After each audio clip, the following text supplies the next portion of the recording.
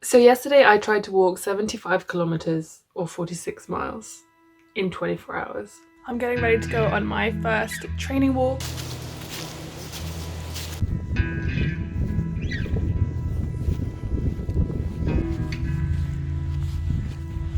Okay, I'm getting ready for another walk. I was going to go on a big walk, but I think going on too many big walks during the week could potentially be not beneficial. So, okay, I'm just preparing all of my stuff to take for my big walk. Right, I'm going to charge everything that I need to charge. My camera, my torch, my phone, my portable charger, and then I will see you at 4 in the morning.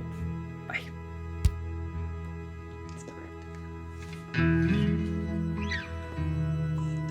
So to get this done, I decided to start really early. I decided to start at 4 a.m. and get as much done as I possibly could before it got light. And the easier it was in the morning, the more I would be able to take off that kind of effort of doing stuff later on in the day. You can't see me obviously because it's pitch black here, but just getting into the walk. Can't believe how dark it is. A bit unnerving, but I'll see you probably when the sun gets up. I've just been thinking, really all I'm worried about right now is cows.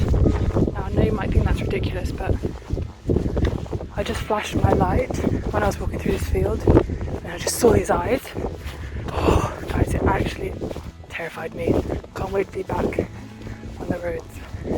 Because as we progressed through the day, I knew it was going to get harder and harder. I knew my legs were going to get tired, I knew my feet were going to get sore, and the potential for blisters being on my feet for that long was definitely high. The sun is finally starting to come up. Obviously you still can't see me, but you can see behind me the sun is rising. Honestly guys, every bloody field I go into, there are surprise cows, and they literally look at me like, "Moo, bitch, get out of here." Honestly.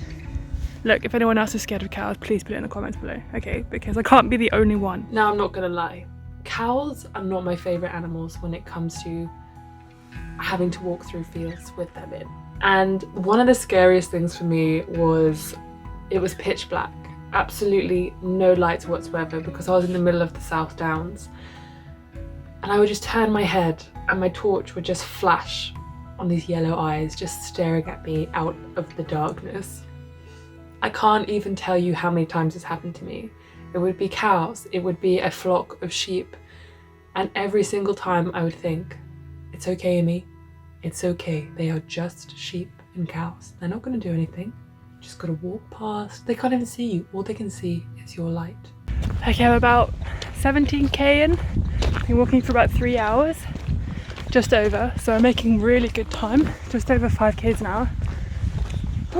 I'm going to keep going until I go about 25k, and then I'm going to take a nice break because I want to be a third of the way done before I take a sort of like decent break. I'll have some coffee, and some flapjacks. Why are there so many hills, man? We're now officially in sheep territory. They're walking towards me, it's very unusual. Hello!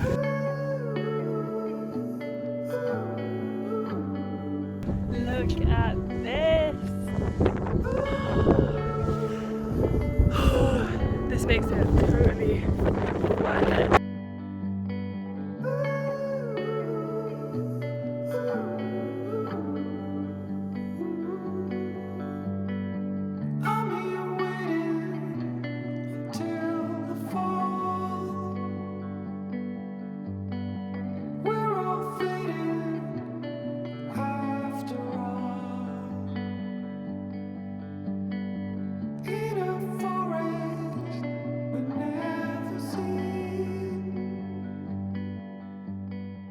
It actually feels wild to think that I've been out for here for almost 5 hours and it's only almost 9 o'clock.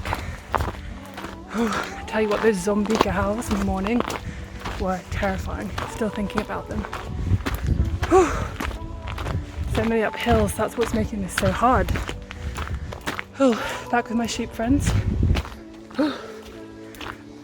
So I also made the mistake of waiting to take a break until I had done at least half the kilometers. So around the 35-37 kilometer mark, I was gonna meet one other person to help kind of keep up with the pace, but also just to lift my spirits, because once I got halfway, I went into a pain cave. I had just quite a low moment, and it is because I did not take a break before that.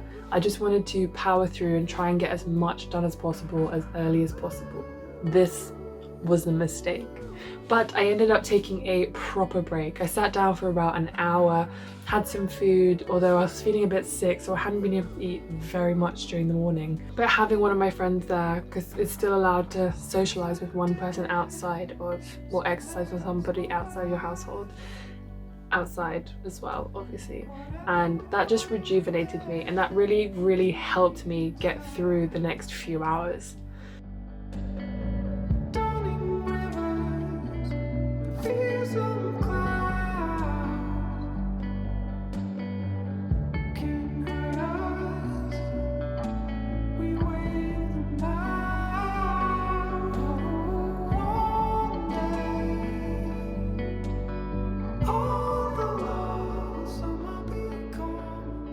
I was so lucky with the weather, so lucky.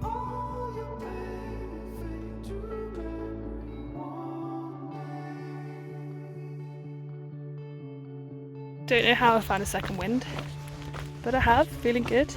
Done 27 miles, so I've got 20 left, which I don't know how many kilometers that is, guys, maybe 42, 43. Yeah, got 2 more hours before the sun goes down, so I'm just going to try and enjoy it.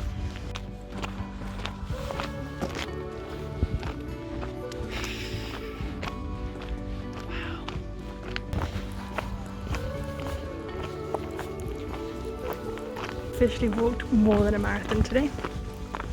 What a nice milestone. Give me some positivity.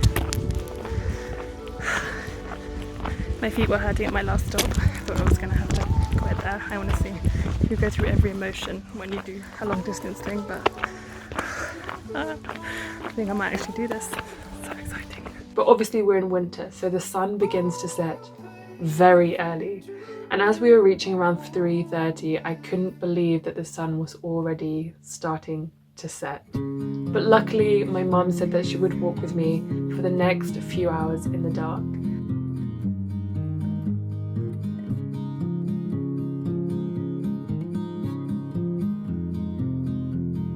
Okay, 32 miles in. It's honestly these views that is getting me through. Like, look at this. If you've never been to Ditchling Beacon, I highly recommend it. So I met her down in this place called Pycombe, and then we hiked back up to Ditchling Beacon on the South Downs Way and just continued for about 4 hours. And this was about 20 kilometers, so we're still averaging about 5 kilometers an hour, which was really great. There were 2 big low points for me.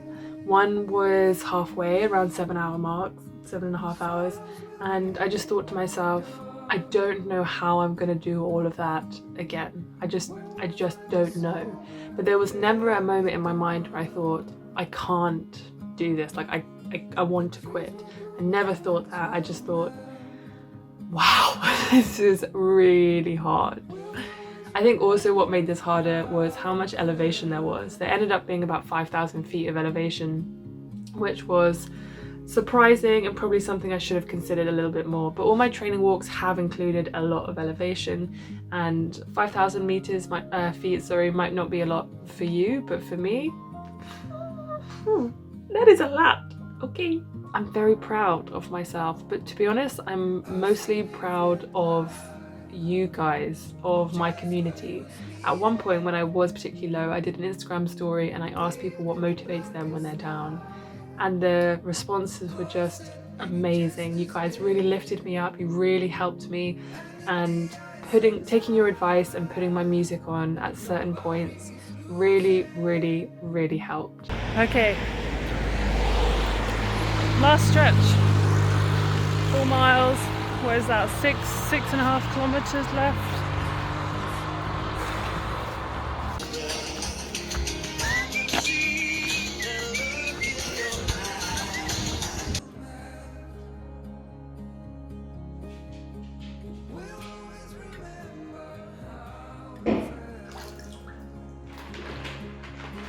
Fairly nice all round, I guess.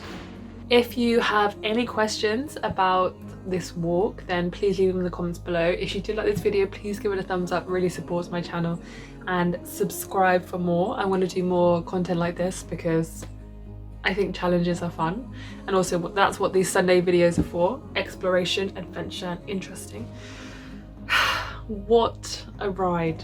I only gave myself 3 weeks to prepare for this, and I'm honestly so proud of my body, I'm proud of my mind, and I am incredibly grateful that I was physically able to do this, and just makes me want to get out there more and do more wild things. So thank you so much for watching, I really appreciate it. If you do want to donate, I will leave it in the description below. Still going to be good until Monday, maybe even Tuesday, and yeah, a massive thank you to everyone who helped and supported me. Big shout out to my friend Charlie, who was awake when I was editing, no, not editing, when I was walking at sort of 6 AM and it was still dark and I was scared of the cows. He was there to chat to me, to my mom for walking, to my sister for walking, to my dad for driving and bringing me soup, to my friends who came and joined me for a small section of it.